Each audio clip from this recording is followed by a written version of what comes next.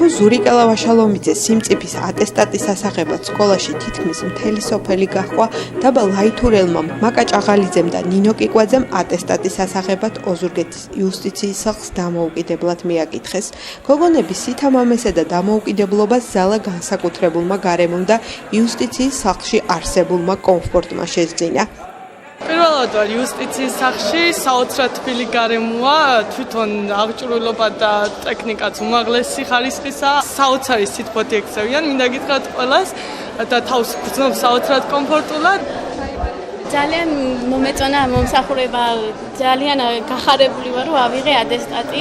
პასპორტი, ID ბარათი, დაბადების და ქორწინების მოწმობა.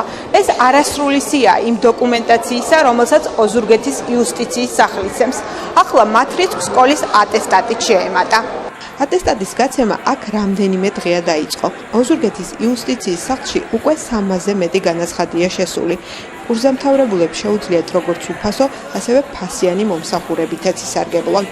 ატესტატების გაცემა ხორციელდება 10 სამუშაო დღეში, 10 სამუშაო დღეში ფაქტიურად ატესტატი გაიცემა უფასოდ, ხოლო რაც შეეხება თუ მოქალაქეს სურს ატესტატის საჭიროება არის მისთვის ვთქვათ, სწრაფად მოიპოვოს, ამისათვის არის დაჩქარებული მომსახურების სერვისიც, რომელიც გულისხმობს 5 სამუშაო დღეში ატესტატის ღირებულება შეადგენს მომსახურების საფასური არის 20 ლარი, 3 სამუშაო დღეში არის 30 ლარი, ხოლო მეორე დღეს არის 40 ლარი, იმ დღესვე აღებისათვის საფასური არის 50 ლარის ოდენობით.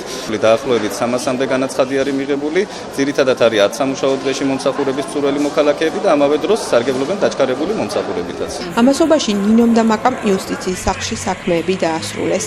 ინტერნეტითაც გული იჯერეს და გეზი საგამოცდო ცენტრისკენ აიღეს.